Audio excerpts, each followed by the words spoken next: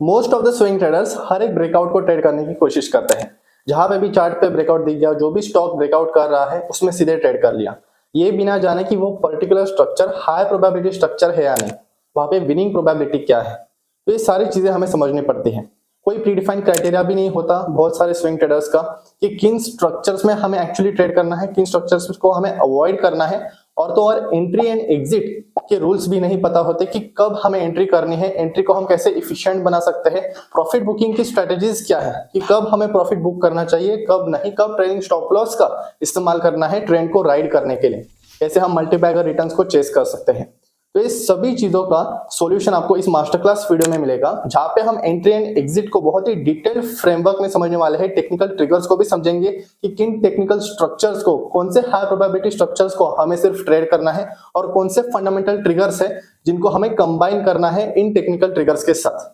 तो ये सारी चीजों को अच्छे से समझेंगे इस पूरे मास्टर क्लास वीडियो में, एंड बहुत ही ज्यादा यूजफुल रहेगा ये वीडियो। स्क्रीनर्स भी मैंने डिस्कस किया है इस वीडियो के अंदर, तो पूरा वीडियो देखिए।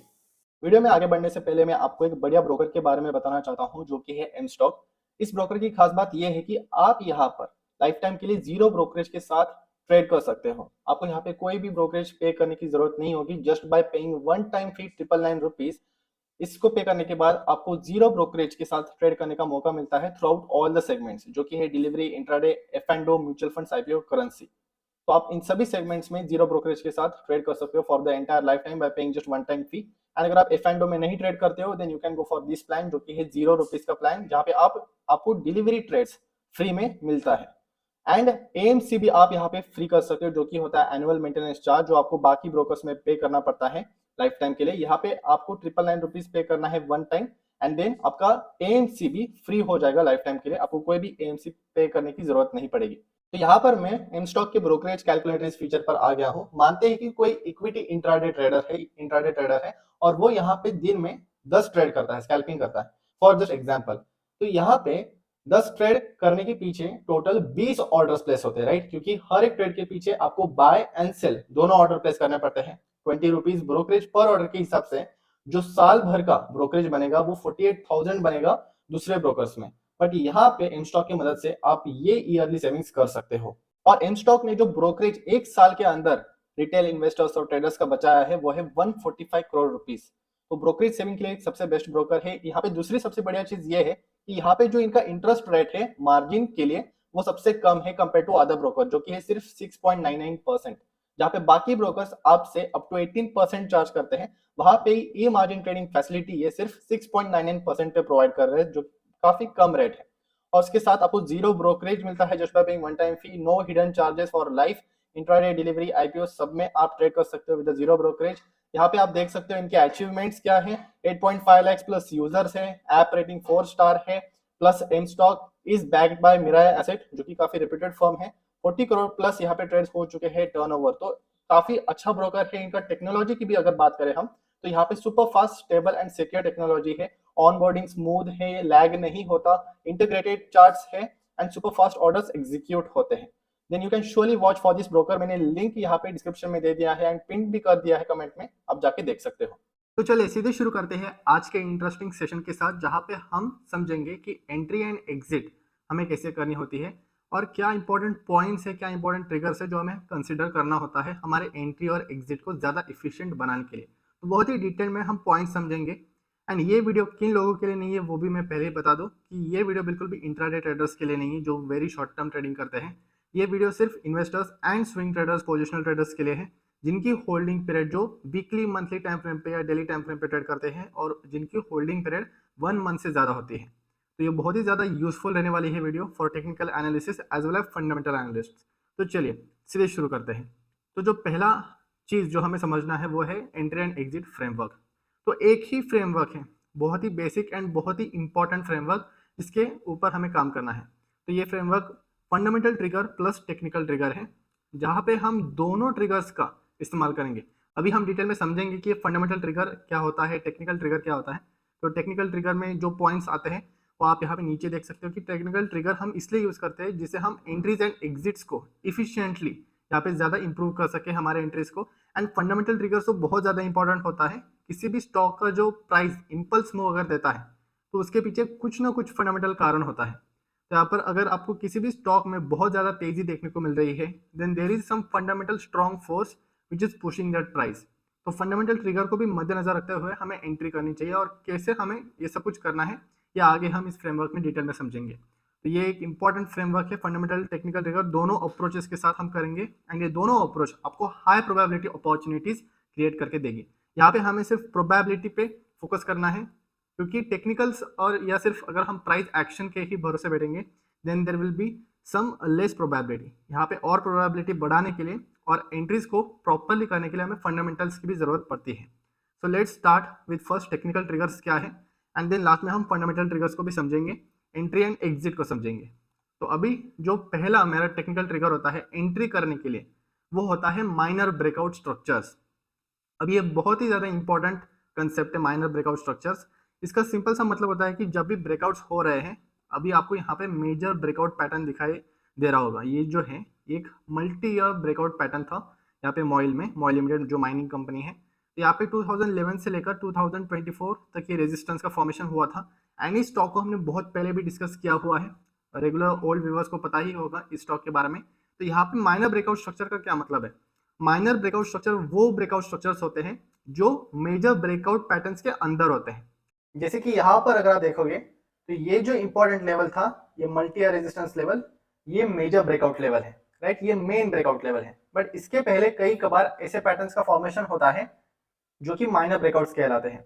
जैसे कि यहाँ पे देखो आपको एक पैटर्न दिखाई देगा, राइट। तो ये जो बीच बीच में जब मेजर ब्रेकआउट के पहले ऐसे आपको स्मॉल साइकोलॉजी लेवल के ब्रेकआउट देखने को मिल रहे हैं ना, इसी वक्त मैंने पोस्ट भी किया था एक वीडियो, साइकोलॉजी लेवल का बीओ हुआ था, यहाँ पे ब्रेकआउट हुआ था 200 लेवल का, एंड यहाँ पे स्मॉल ब्रेकआउट्स हो रहे थे। तो यही माइनर ब्रेकआउट्स हमें कैप्चर करने होते हैं। इसको हम लाइव चार्ट पर समझेंगे अच्छे से, अभी मैं आपको बस ओवरव्यू कंसेप्ट बता रहा हूँ जिससे आपको समझ में आ जाए। तो माइनर ब्रेकआउट स्ट्रक्चर का मतलब होता है कि एक बड़े ब्रेकआउट जो मेजर ब्रेकआउट लेवल है उसके पहले जो भी ब्रेकआउट्स हो रहे हैं स्विंग पैटर्न्स में, यहाँ पे स्विंग हाई का ब्रेकआउट हुआ, फिर यहाँ पे भी वॉलेटिलिटी कॉन्ट्रैक्शन पैटर्न्स का ब्रेकआउट हुआ, तो ये जो एरोज हैं ये मैंने मार्क किए हैं, तो ये होते हैं माइनर ब्रेकआउट जिस पे हमें एंट्री करनी होती है। वो कैसे करनी है अभी हम चार्ट के ऊपर समझते हैं। तो ये मैं आ गया चार्ट के ऊपर, तो यहाँ पे मॉइल लिमिटेड का मैंने चार्ट ओपन किया है मंथली टाइम फ्रेम के ऊपर, और जब भी आपको इस तरीके का लॉन्ग टर्म सेटअप का चार्ट दिखे आपके सामने, तो आपको वहाँ पे माइनर ब्रेकआउट स्ट्रक्चर्स को आइडेंटिफाई करना है। वहाँ पे माइनर ब्रेकआउट स्ट्रक्चर्स होते ही होते हैं। उसके लिए आपको क्या करना है, first of all weekly time frame पर आ जाना है। एंड इस केस में क्या हुआ था, यू कैन सी हियर कि यहाँ पे डबल बॉटम का फॉर्मेशन हुआ था। फर्स्ट ऑफ ऑल जब भी रिकवरी हुआ यहाँ पे, तो यहाँ पे एक डबल बॉटम का फॉर्मेशन हुआ, एंड यहाँ पे चेंज इन ट्रेंड का सिग्निफिकेशन था। ये डबल बॉटम का फॉर्मेशन मतलब यहाँ पे प्रीवियस लो जो था वो टूट नहीं सका, एंड यहाँ से ही तुरंत हमें बायर्स के ओर से स्ट्रेंथ देखने को मिली, एंड देन यहाँ पे प्रीवियस स्विंग हाई का ब्रेकआउट हमें देखने को मिला। तो यहाँ पे मेजर ब्रेकआउट लेवल से पहले जब भी ब्रेकआउट्स होते हैं, तो यहाँ पे एंटर करने से हमारा क्या फायदा होता है कि हमें एक्स्ट्रा रिटर्न्स मिल जाते हैं। हमें यहाँ पे पता ही है कि इस लेवल का ब्रेकआउट होने के बाद ये अपने नेक्स्ट रेजिस्टेंस लेवल तक पहुंचेगा, राइट। और यहाँ पे आपको एक पैटर्न भी दिखाई दे रहा होगा, if you join this weeks, तो यहाँ पे एक डिसेंडिंग चैनल का भी फॉर्मेशन हो रहा था। तो जब भी आपको एंट्री करनी हो और आपको वीकली टाइम फ्रेम के ऊपर ऐसा कैंडल दिखाई दे रहा हो, then you have to always take confirmation of 1 hour. तो ये बहुत ही ज़्यादा इंपॉर्टेंट है कि आपको जब भी एंट्री करनी है किसी भी स्टॉक में, तो वहाँ पे लोग पूछते हैं कि कंफर्मेशन हमें लेना चाहिए क्या कैंडल का क्लोजिंग का वगैरह, तो आपको 1 आवर कैंडल की क्लोजिंग का कंफर्मेशन लेना है। डेली टाइम फ्रेम तक वेट नहीं करना है। मैं हमेशा 1 आवर कैंडल का क्लोजिंग का वेट करता हूँ। अगर क्लोज हो जाता है इस प्रॉपर मेजर लेवल के ऊपर, माइनर लेवल के ऊपर, तब जाके मैं एंट्री करूंगा। एंड किस कंडीशंस में आपको कंफर्मेशन का वेट नहीं करना है वो आपको आगे समझ में आ जाएगा। ये तभी करना है जब वहां पे कोई भी फंडामेंटल ट्रिगर नहीं है, सिर्फ प्राइस एक्शन के बेसिस पर लॉन्ग टर्म चार्ट्स के ऊपर माइनर ब्रेकआउट स्ट्रक्चर्स आप देख रहे हो, और सिर्फ प्राइस एक्शन देख के अगर आप एंट्री करना चाहते हो, तो आपको वहां पे कैंडल क्लोजिंग का कंफर्मेशन लेना ही लेना है, बट 1 आवर टाइम फ्रेम का, इसके नीचे नहीं। 15 मिनट, 5 मिनट, 10 मिनट, कुछ भी नहीं। 1 hour time frame is the entry rule. तो यहाँ पे रेड जोन आपको दिख रहा होगा जो कि इसका नेक्स्ट रेजिस्टेंस लेवल था, एंड ये भी एक मेजर ब्रेकआउट था। एंड ये मेजर ब्रेकआउट इसलिए क्योंकि ये इसके अंदर ये पहले ब्रेकआउट हुआ, राइट। तो ये माइनर ब्रेकआउट था, फर्स्ट लेवल ब्रेकआउट था, फिर ये सेकेंड लेवल था, एंड ये सबसे इंपॉर्टेंट ब्रेकआउट है येलो जोन वाला। तो जब भी आपको लॉन्ग टर्म रेंज सेटअप्स नजर आते हैं, तो इसलिए आपको हमेशा टॉप टू डाउन अप्रोच वे में ही किसी भी स्टॉक को एनालाइज करना होता है, पहले इस तरीके से। और एक एग्जांपल देता हूं मैं जिससे ये क्लियर हो जाएगा। अभी ये कंपनी है विद्या टेलीलिंक्स लिमिटेड, इसका भी मैंने चार्ट ओपन किया है वीकली टाइम फ्रेम के ऊपर। तो यहाँ पे आप देख सकते हो कि इसका मेजर जो रेजिस्टेंस लेवल है जो मल्टी रेजिस्टेंस लेवल है वो है 2018 से लेकर ये वाला येलो वाला, राइट। तो अभी यहाँ पे जब इस लेवल का ब्रेकआउट हो रहा था, सपोज आप यहाँ पे देख सकते हो कि एक उसके मेजर रेजिस्टेंस लेवल के पहले एक स्मॉल पैटर्न का फॉर्मेशन हुआ यहाँ पे। अगर मैं डेली टाइम फ्रेम पर अगर आपको दिखाऊं, then you can see here कि एक स्मॉल असेंडिंग ट्रायंगल का फॉर्मेशन हो रहा था। तो जब भी आपको ऐसे बिल्टअप जोन देखने को मिलते हैं किसी भी मेजर रेजिस्टेंस लेवल के पहले, तो ये ब्रेकआउट्स को आपको कैप्चर करना है। यहाँ पे बहुत सारे ट्रेडर्स वेट करते हैं कि इस लेवल का जब ब्रेकआउट होगा then I will enter, and यहाँ पे वो एंटर करते हैं। You can do that, but यहाँ पे जब भी आपको बिल्डअप जोन पहले ही दिखाई देते हैं, जैसे कि यहाँ पे मेजर रेजिस्टेंस लेवल है ये, एंड मेजर रेजिस्टेंस लेवल के पहले जब आपको पैटर्न का फॉर्मेशन दिखाई दे रहा है, तो इसी पैटर्न के ब्रेकआउट पर अगर आप एंटर करोगे आफ्टर 1 आवर कैंडल क्लोजिंग, अगर आप यहाँ पे एंटर करोगे, सपोज इस कैंडल का ब्रेकआउट हुआ, राइट, इस कैंडल का ब्रेकआउट हुआ, and then you have entered here on this day particular, यहाँ पे 5 मई 2023 के कैंडल में ब्रेकआउट हुआ था, एंड सपोज आप यहाँ पे एंटर कर लेते हो, तो यहाँ पे आपका जो रिस्क है वो यहाँ पे ही इस कैंडल के क्लोजिंग पे ही आपका स्टॉप लॉस रहेगा। जिस भी ब्रेकआउट कैंडल ने ब्रेकआउट किया है पैटर्न का, उस कैंडल के नीचे ही आपका स्टॉप लॉस रहेगा बफर छोड़ के। यहाँ पे एग्जैक्टली लो पे आपको स्टॉप लॉस नहीं लगाना है, बफर छोड़ना है थोड़ा सा। सपोज ये जो कैंडल का लो है वो 1727 है, तो यहाँ पे हम 1700 के नीचे स्टॉप लॉस लगाएंगे, 1680 1690। इससे हमारे ट्रैप होने का चांसेस कम होते हैं। तो जैसे ही आपको यहाँ पे क्लोजिंग देखने को मिलेगा एंड आपने एंटर कर लिया, तो आपको ये जो एक्स्ट्रा जो गैप है ये रिवॉर्ड की तरफ ही एक्ट करता है, एंड यहाँ पे जब ये स्टॉक नीचे भी आता है, राइट, देन आपके पास एक्स्ट्रा बफर छूटता है, आपको एक्स्ट्रा लॉस नहीं दिखाई देता। इसका एक सबसे बेस्ट एग्जांपल ये भी है डिश टीवी इंडिया, जहाँ पे मैंने अर्ली ब्रेकआउट के कारण यहाँ पे मुझे ज़्यादा लॉस नहीं हुआ। यू कैन सी हियर, पहले हम मंथली टाइम फ्रेम पे चार्ट को ओपन करेंगे, यू कैन सी हियर कि यहाँ पे प्राइस हायर लॉस करते हुए ऊपर जा रहा था, सेम रेजिस्टेंस लेवल था, then this is ascending triangle pattern, और ये मल्टीयर पैटर्न है, सारे के सारे मल्टीयर पैटर्न से। You have to observe this common things. तो यहाँ पे बीच में ही एक फॉर्मेशन हो रहा है ट्रायंगल पैटर्न का, तो ये डबल पैटर्न कंफर्मेशन भी बोल सकते हैं। ये जो भी ये मेजर ब्रेकआउट लेवल के अंदर जो भी फॉर्मेशन हो रहा है ना, इनको हम माइनर ब्रेकआउट्स कहेंगे। तो इन माइनर ब्रेकआउट्स पे एंटर करने से you will get early entry points, और अर्ली एंट्री पॉइंट से आपका रिवॉर्ड पोटेंशियल जो है वो भी ज्यादा बढ़ जाएगा। यहाँ पे इमीडिएटली ये रिवर्स कर गया एंड मैं यहाँ से निकल भी गया। तो आप अगर अर्ली एंट्री करते हो, देन ब्रेकआउट के बाद माइनर ब्रेकआउट से आपको कंफर्मेशन मिलता है, और majority times in major breakout level का ब्रेकआउट हो जाता है। तो that's the benefit of this minor breakout structures. तो माइनर ब्रेकआउट स्ट्रक्चर्स में ब्रेकआउट किया, यहाँ पे ये फेल हो गया, बट यहाँ पे मेजॉरिटी ऑफ द टाइम्स जो आपका रिस्क रहेगा वो कम रहेगा। You have to understand that. यहाँ पे एंटर भी करोगे आप, देन यहाँ पे ही आप निकल जाओगे due to the failure of this pattern. तो जैसे ही आपका कोई भी डिसीजन फेल हो जाता है, then that is the point to exit. तो यहाँ पे हम इसे और एक लास्ट एग्जांपल के साथ समझते हैं। तो ये चार्ट है भारत इलेक्ट्रॉनिक्स का। तो यहाँ पे एक बेस्ट एग्जांपल आपको दिखाई देगा अर्ली एंट्री का। यहाँ पे जब भी आपको किसी भी पैटर्न का फॉर्मेशन दिखाई दे रहा है, एंड उसके पहले जब भी कॉन्ट्रैक्शन पैटर्न्स, अभी ये इसका मेजर ब्रेकआउट लेवल है, राइट, बट इसी के पहले हमें यहाँ पे जब हमने इन दो पॉइंट्स को जोड़ के ये main major trend line draw किया था, इसके पहले अगर हमें कुछ कॉन्ट्रैक्शन पैटर्न्स दिखाई दे रहे हैं एंड इस कॉन्ट्रैक्शन पैटर्न का ब्रेकआउट हो रहा है, इस टाइट बेसिस का ब्रेकआउट हो रहा है, तो ये हमें एंट्री अपॉर्चुनिटी पहले ही प्रोवाइड करती है। तो इसमें हम क्या कर सकते हैं, एंट्री हमें करनी है इमीडिएटली जब ब्रेकआउट होता है, right, after the 1 our candle closing, यहाँ पे इस कैंडल में। एंड कई बार इसमें गैप भी होता है, तो आपको एक्स्ट्रा रिवॉर्ड मिलता है। आप समझ पा रहे होंगे कि यहाँ पे जब भी सपोज यहाँ पे मैं डायग्राम ड्रॉ करता हूँ एक एक्स्ट्रा, सपोज यहाँ पे कुछ इस तरीके का पैटर्न है, ओके, तो यहाँ पे कुछ इस तरीके के पैटर्न्स आपको बहुत सारे देखने को मिलेंगे। तो ये जो मेजर लेवल है, हमें पता है कि ये मल्टी रेजिस्टेंस लेवल है फॉर एग्जांपल, एंड इसके पहले जितने भी ब्रेकआउट्स हो रहे हैं, अगर आपको यहाँ पे इस लेवल पे बेसिस देखने को मिलते हैं, कई बार यहाँ पे बेसिस का फॉर्मेशन होता है इन ब्रेकआउट्स को करने के पहले, तो इन पे हमें ध्यान देना है। और यहाँ पे जब भी इन स्मॉल बेसिस का ब्रेकआउट होता है, जो कि हम इंपॉर्टेंट नहीं समझते बट ये बहुत ज्यादा इंपॉर्टेंट होते हैं, क्योंकि इन बेसिस के ब्रेकआउट पर एंट्री करने से जो आपका स्टॉप लॉस रिस्क होता है वो कम हो जाता है। आपका स्टॉप लॉस इसी प्रॉपर उस बेस का सपोर्ट लेवल बनेगा, इससे आपका सपोर्ट लेवल जो स्टॉप लॉस है वो भी कम हो जाता है एंड आपका रिवॉर्ड पोटेंशियल बढ़ जाता है। तो नेक्स्ट टेक्निकल ट्रिगर है वो बहुत ही ज्यादा इंपॉर्टेंट है एंड बहुत सारे हाई प्रोबेबिलिटी अपॉर्चुनिटीज क्रिएट करके देती है, जिसका नाम है multi range setups. Multi range setups को कैसे आइडेंटिफाई करना है अभी मैं आपको बताऊंगा, स्क्रीनर भी प्रोवाइड करूंगा इसके लिए एंड वो डिस्क्रिप्शन में रहेगा। एंड यहाँ पे एंट्री कैसे करनी है वो बहुत ज्यादा इंपॉर्टेंट है। अभी मल्टी रेंज सेटअप्स का मतलब होता है कि कंसोलिडेशन पीरियड जहाँ पे भी मोर देन 1 ईयर है वो मल्टी ईयर हो जाता है, बट यहाँ पे for me multi range setups मतलब वो सेटअप्स जिनका कंसोलिडेशन मोर देन 5 ईयर्स है। मोर देन 5 ईयर्स इसलिए क्योंकि 5 ईयर्स एक जनरल पीरियड है, और 5 ईयर्स से ज्यादा अगर कोई भी स्टॉक कंसोलिडेट कर रहा है तो वहां पे और ज्यादा प्रोबेबिलिटी बढ़ जाता है। तो यहाँ पे सिंपल गोल्डन रूल है, जितना कंसोलिडेशन पीरियड ज्यादा रहेगा, अगर वो 10 ईयर्स है, 15 ईयर्स है, जैसे कि यहाँ पे 14 ईयर्स का ब्रेकआउट हुआ था IRB में, तो जब भी बहुत सालों का ब्रेकआउट हो रहा है, जितना लंबे समय का ब्रेकआउट हो रहा है, उतना ही वहां पे ज्यादा सिग्निफिकेंस होता है उस प्राइस मूवमेंट का। तो higher the consolidation period, higher the price movement, right. 14 years का ब्रेकआउट और ज्यादा पावरफुल रहेगा कंपेयर टू 5 ईयर्स ब्रेकआउट। यहाँ पे भी सिमिलरली 12 ईयर्स का ब्रेकआउट कुछ था। ये जो स्टॉक है ये तितरगाह वैगन्स लिमिटेड है। अभी इन दोनों स्टॉक्स में हम एंट्री पॉइंट्स और एग्जिट पॉइंट्स को समझेंगे। तो यहाँ पे मैं आ गया हूँ IRB इंफ्रास्ट्रक्चर के चार्ट के ऊपर, और यहाँ पे जो मैंने एंट्री की थी या हमें फॉलो करना चाहिए पर्टिकुलर एंट्री क्राइटेरिया, वो ये है कि जब भी मेजर ब्रेकआउट लेवल का ब्रेकआउट हो रहा है, राइट, वीकली टाइम फ्रेम के ऊपर, तो यहाँ पे भी सेम कंडीशन है। यहाँ पे हमें कंफर्मेशन डेली कैंडल या वीकली कैंडल का लेना पड़ेगा। तो if you will see here कि जब यहाँ पे प्राइस ब्रेकआउट किया था यहाँ पे, और इस पर्टिकुलर ट्रेंड लाइन का भी ब्रेकआउट हुआ था यहाँ पे, तो ये माइनर ब्रेकआउट स्ट्रक्चर्स है।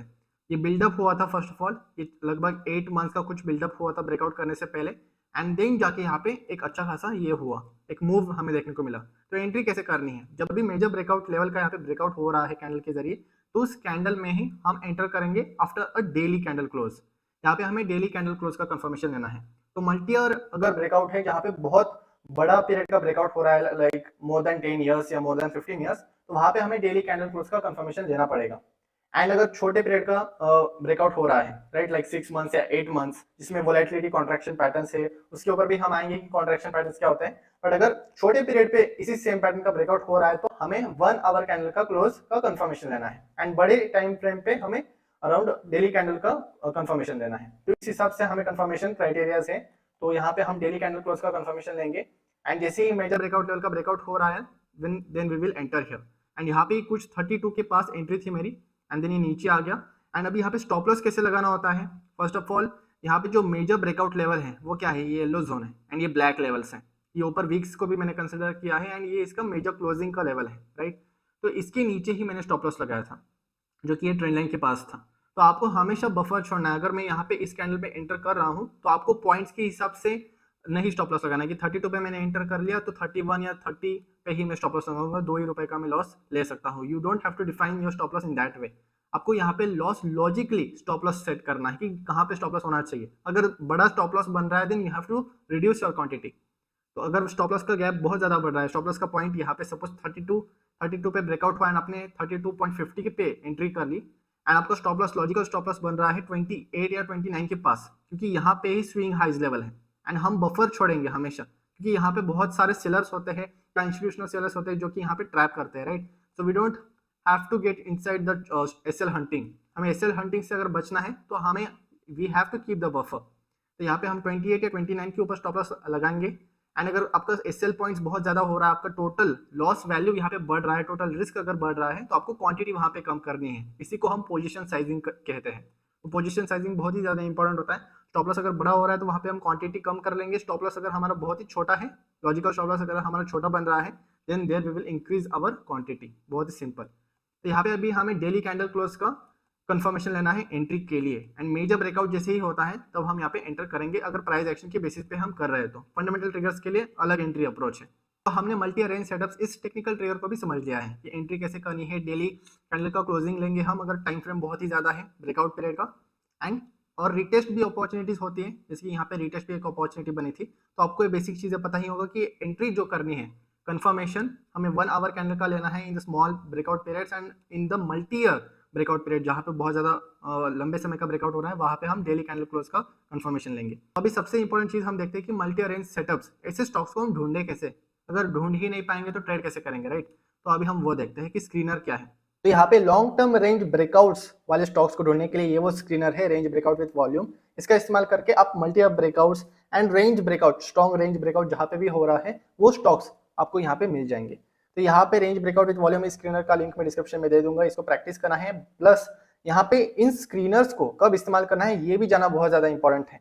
फर्स्ट ऑफ ऑल ये स्विंग ट्रेडिंग स्क्रीनर्स है, तो यहाँ पे आपको पोस्ट मार्केट जब खत्म होता है, मार्केट आवर्स खत्म होने के बाद ही आपको इनको यूज करना होता है, not in the live market. Live market में ये काम नहीं करते।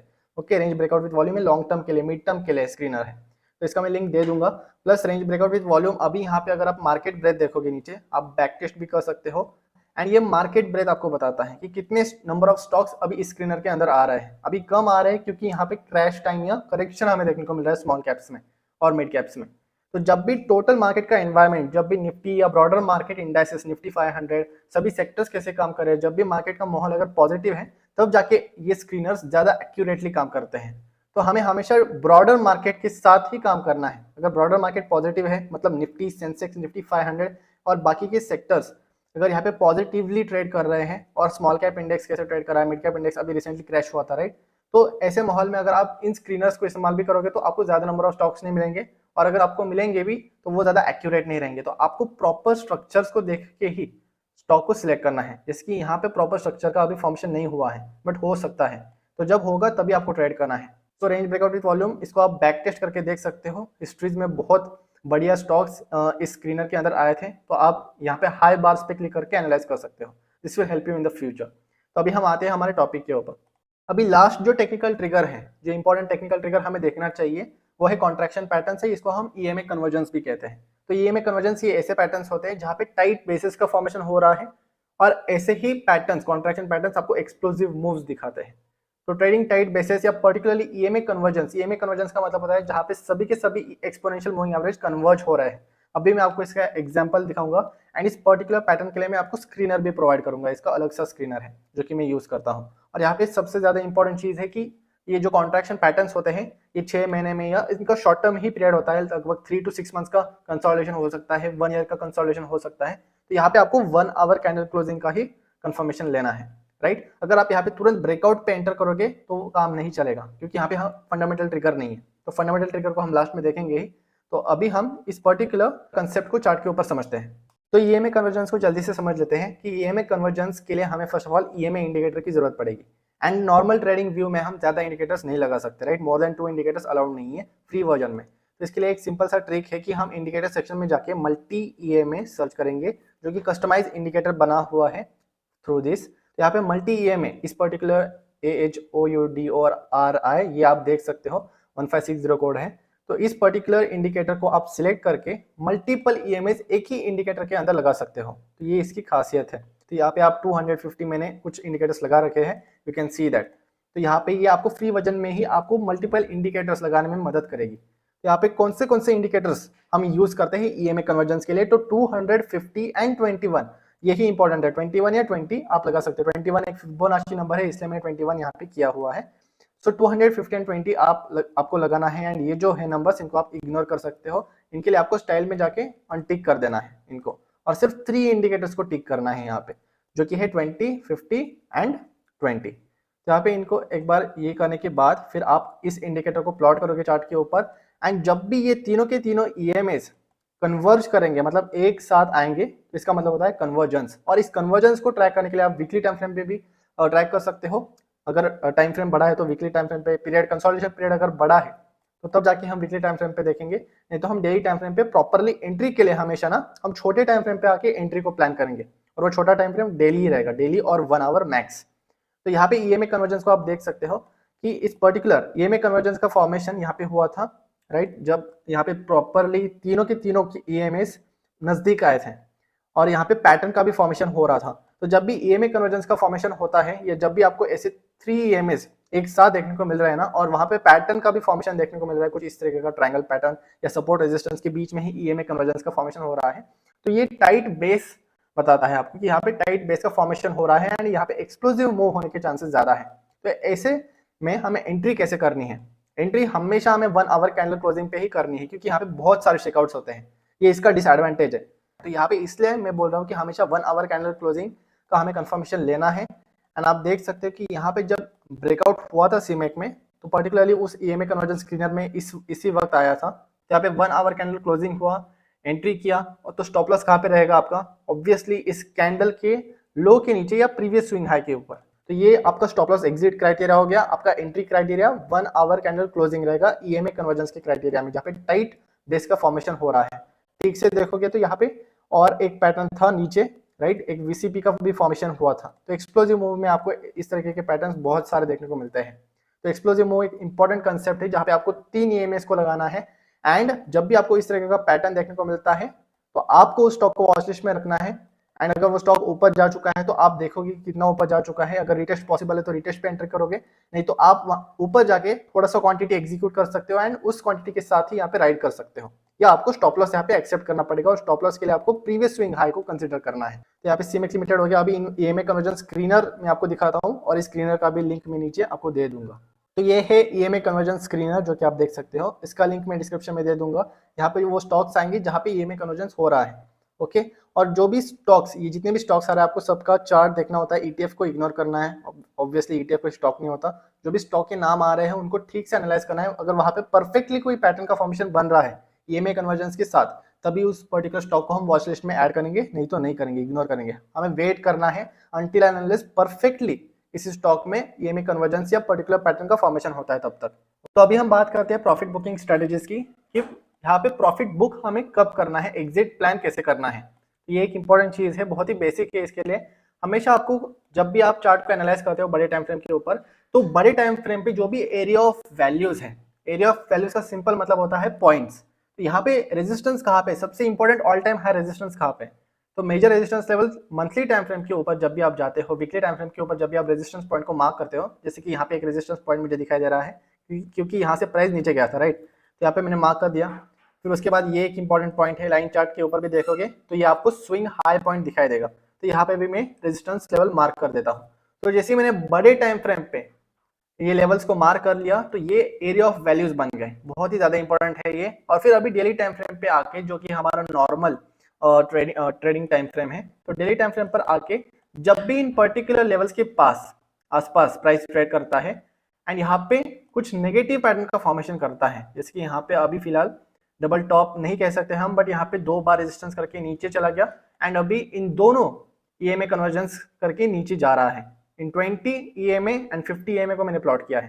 तो आप भी, अगर आपको प्राइस एक्शन ठीक से समझ में नहीं आता है या पिवट पॉइंट्स जो है, जैसे कि यहाँ पे आप सिंपली इस तरीके के पॉइंट्स ड्रॉ करके आप एग्जिट प्लान कर सकते हो। अगर इस पर्टिकुलर लेवल के नीचे चला जाता है, इसका मतलब है कि यहाँ पे स्ट्रेंथ कम हो रहा है एंड हमें यहाँ से क्वांटिटी कम करनी चाहिए जो कि हमने यहाँ पे कमाया था। सपोज आप इस स्टॉक को होल्ड कर रहे हो एंड आपको यहाँ पे इस लेवल पे एग्जिट करना चाहिए, तो ये बेसिक एग्जिट प्लान हो गया हमारा। इन द केस अगर all time high resistance level होते हैं तो सबसे पहले स्टेप यही करना है कि जब भी हम एंट्री करते हैं तो हमें मंथली टाइम फ्रेम पे जाके रेजिस्टेंस पॉइंट ढूंढना है, मंथली टाइम या वीकली टाइम फ्रेम के ऊपर, और उन रेजिस्टेंस पॉइंट को मार्क करना है परफेक्टली एंड उन लेवल्स के आसपास अगर बेरिशनेस हमें देखने को मिलती है एंड कंफर्मेशन हमें लेना है। कैसे कंफर्मेशन लेंगे, एक तो मूविंग एवरेज के नीचे अगर प्राइस जा रहा है सीधे ब्रेकडाउन करके एंड उसके साथ मार्केट स्ट्रक्चर का भी ब्रेकआउट हो रहा है, जैसे कि यहाँ पे स्विंग लो का ब्रेकआउट अगर हो जाता है इस प्रीवियस स्विंग लो का, तो यहाँ पे हमें चेंज इन ट्रेंड देखने को मिलेगा, अब ट्रेंड से नीचे डाउन ट्रेंड में जाएगा।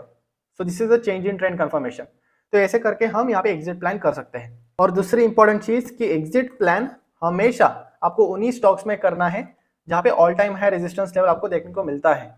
जैसे कि यहाँ पे सभी केसेस में आप प्रॉफिट बुक ऊपर एंटिसिपेट नहीं कर सकते, क्योंकि यहाँ पे आईआरबी के केस में क्या हुआ, सपोज आपने यहाँ पे एंट्री कर लिया है, राइट, यहाँ पे आपने एंट्री किया है एंड आपको पता नहीं कि यहाँ पे प्रीवियस रेजिस्टेंस पॉइंट ही नहीं है, राइट, क्योंकि ये ब्लू स्काई ब्रेकआउट है, इसके पहले रेजिस्टेंस ही नहीं था, ये ऑल टाइम हाई ब्रेकआउट हुआ है, तो हमें पता नहीं है कि रेजिस्टेंस कहाँ पे। तो ऐसे केसेस में हमें कभी भी टारगेट नहीं सेट करना है, हमें हमेशा ट्रेलिंग स्टॉप लॉस की मदद से ही एग्जिट करना है। जैसे कि आप यहाँ पे देख सकते हो, ये जो स्मॉल स्ट्रक्चर्स है, आपको सिंपली पिवट हाइस को ज्वाइन करते रहना है। सो ऐसे करके आप यहाँ पे ट्रेलिंग स्टॉप लॉस की मदद से एग्जिट कर सकते हो। आपको कभी भी डायरेक्ट टारगेट नहीं सेट करना है कि यहाँ पे एग्जिट कर लिया, यहाँ पे एग्जिट कर लिया, नहीं, आपको ट्रेलिंग स्टॉप लॉस सेट करना है। तो यहाँ पे मेरा ट्रेलिंग स्टॉप लॉस यहाँ पे ही हिट हो गया था, यू कैन सी यहाँ पे एक शेकआउट हो गया एंड मैं यहाँ पे बाहर निकल गया था, उसके बाद बहुत अच्छा मूव भी आया। तो इस तरीके से मार्केट आपको शेकआउट करके बाहर निकाल सकता है, but this happens in the market. तो समटाइम्स आपको री एंट्री भी करनी पड़ेगी या मिस भी होगा आपसे opportunities, but this are the rules, you have to follow it. तो आपको ऑल टाइम हाई रेजिस्टेंस या ऑल टाइम हाई ब्रेकआउट्स में कभी भी टारगेट नहीं सेट करना है और इस तरीके के ट्रेलिंग स्टॉप लॉस की मदद से आपको राइड करते रहना है और ट्रेलिंग स्टॉप लॉस एक्सेप्ट करना है। और नॉर्मल केसेस में आपको रेजिस्टेंस एक्सेप्ट करना है, जिसके आपने सीमेंट लिमिटेड में देखा था। अभी मैं फिर से एक बार दिखाता हूँ आपको। सीमेंट लिमिटेड में हमने जैसे कि यहाँ पे रेजिस्टेंस लेवल थे, पास्ट रेजिस्टेंस पॉइंट थे वहाँ पे, तो हमने पास्ट रेजिस्टेंस पॉइंट को देखते हुए टारगेट सेट किए थे कि यहाँ पे रीच होगा एंड अगर बेरिशनेस दिखाई देगा तो हम एग्जिट करेंगे। So that's the exit plan for both of this criterias. अभी हम बात करते हैं सबसे इंपॉर्टेंट टॉपिक की, जो कि है फंडामेंटल ट्रिगर्स। तो फंडामेंटल ट्रिगर्स, ये सारे फंडामेंटल ट्रिगर्स इंपॉर्टेंट मैंने यहाँ पे मेंशन किए हुए हैं, जैसे कि रेटिंग्स अपग्रेडेड, किसी भी स्टॉक का अगर रेटिंग्स अपग्रेड हो रहा है, क्राइसिल, इकरा, ऐसे बहुत सारे क्रेडिट रेटिंग एजेंसीज होते हैं जो कि रेट असाइन करते हैं पर्टिकुलर कंपनी को। तो यहाँ पे ए से डी क्रेडिट रेटिंग्स होते हैं। तो आपको देखना है कि क्रेडिट रेटिंग अपग्रेड कहाँ पे हो रहा है। अगर किसी स्टॉक का, किसी कंपनी का क्रेडिट रेटिंग बी है, बी प्लस है, और वो बी से ए में जा रहा है, ए ग्रेड में जा रहा है, बी से ए ग्रेड में जा रहा है, तो ये पॉजिटिव मूवमेंट हो गया, राइट। तो अपग्रेड हो रहा है। तो इस तरीके के फंडामेंटल ट्रिगर्स है, जहां पे भी रेटिंग्स अपग्रेड हो रहा है इन कंपनीज पे आपको ध्यान देना है। फिर इनसाइडर बाइंग, जहां पे प्रमोटर बाय कर रहा है, ऐसे कंपनीज पे आपको खास तौर पे ध्यान देना है और वैसे कंपनीज में ही ट्रेड करना है। मैं ज्यादातर फंडामेंटल ट्रिगर्स को आइडेंटिफाई करके ही टेक्निकल्स देखता हूं, तो आपको भी वही करना है। अभी आईआरबी इंफ्रा अपने स्टॉक देखा, ये जितने भी स्टॉक्स देखे आपने, मैक्सिमम स्टॉक्स में कुछ ना कुछ फंडामेंटल ट्रिगर था, इसलिए वो स्टॉक्स मेरे रडार पे थे। आईआरबी में कंस्ट्रक्शन पॉजिटिव सेक्टर का इन्फ्लुएंस था और उसके साथ इनसाइडर बाइंग भी था, जहाँ पे प्रोमोटर बाय कर रहा था कंटिन्यूसली स्टॉक, इसलिए इसके कारण ही वो स्टॉक मेरे रडार पे था। फिर यहाँ पे कैपेक्स प्लान्स, जब भी कंपनी कैपेक्स प्लान करती है तो ऐसे कंपनीज को भी हमें रडार पे रखना चाहिए। जैसे कि अभी एक रिसेंट कंपनी है विधि स्पेशलिटी, तो ये कंपनी कैपेक्स प्लान्स ला रही है एंड नेक्स्ट यहाँ पे ग्रोथ हो सकता है। तो कैपेक्स मतलब कैपिटल एक्सपेंडिचर। तो जितने भी फंडामेंटल ट्रिगर्स हैं इनको मैंने एक्सप्लेन किया हुआ है इंडिविजुअल वीडियो में, इसके लिए एक इंडिविजुअल वीडियो है और उसमें मैंने बताया हुआ है कि इन सभी फंडामेंटल ट्रिगर्स को आप कैसे ट्रैक कर सकते हो, कैसे ढूंढ सकते हो। तो उस पर्टिकुलर वीडियो को आप जरूर देखिए। तो दोनों भी ट्रिगर्स आपको ध्यान में रखना है। टेक्निकल ट्रिगर जो भी आपने देखे अभी, पॉजिटिव चार्ट पैटर्न का स्ट्रक्चर होना चाहिए एंड उसके साथ फंडामेंटल ट्रिगर भी अगर है, कैपेक्स कर रही है कंपनी या इनसाइडर बाइंग हो रहा है, मैनेजमेंट गाइडेंस पॉजिटिव है, तो तब जाके हम पर्टिकुलर कंपनी को सिलेक्ट करेंगे। Investments in securities markets are subject to market risks. Read all the related documents carefully before investing.